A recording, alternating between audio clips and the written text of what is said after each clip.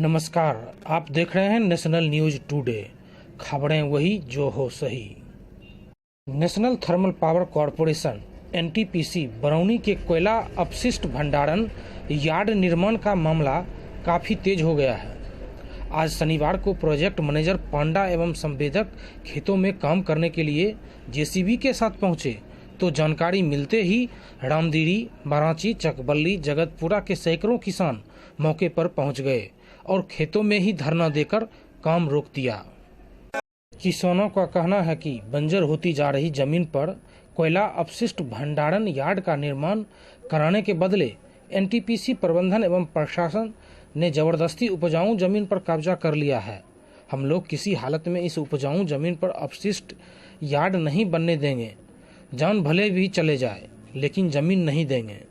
किसान इस जमीन के बदले मल्हीपुर मौजा में थर्मल के कचरा के कारण बंजर होती जा रही जमीन के अलावे आसपास की जमीन भी स्वेच्छा से देने को तैयार हैं, लेकिन प्रबंधन उक्त कम उपजाऊ जमीन लेने के बदले 5 किलोमीटर दूर घनी आबादी के बीच स्थित उपजाऊ जमीन पर कोयला अपशिष्ट कचरा का भंडारण करना चाहती है।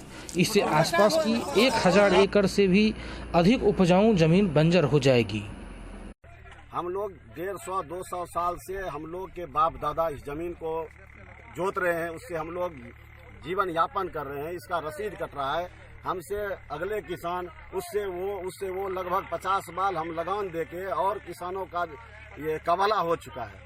लेकिन ये 10 बरस से लगभग बिहार सरकार का कहना है जो हम विकास करेंगे और ये गैरनजरुआ जमीन है।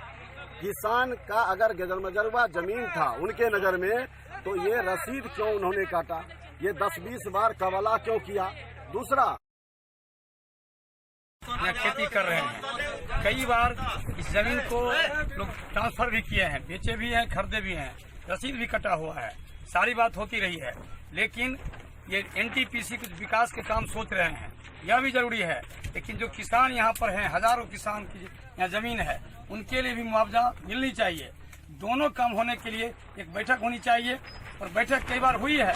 हमारे माननीय गिरिराज सिंह जी भी इस काम को एक पिछली बार बैठक को करके इसको स्टे करवाए थे। अभी फिर काम स्टार्ट हुआ है। फिर उनके माध्यम से भी एनटीपीसी के जो एक पांड्या साहब थे प्रोजेक्ट मैनेजर, उनसे बात हुई है, वो भी स्टे करने की बात किए हैं। मेरा कहना है जब कहीं विकास होता है तो दोनों पक्ष को देखना चाहिए, एक विकास का पक्ष, दूसरा जो किसान प्रभावित हैं उनको मुआवजा देने की बात। और इसको एक बैठक होनी चाहिए।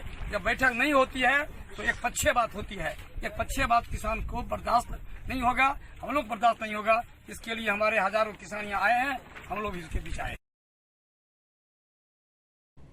कृपया नेशनल न्यूज टुडे चैनल को सब्सक्राइब करें। Please subscribe national news today channel.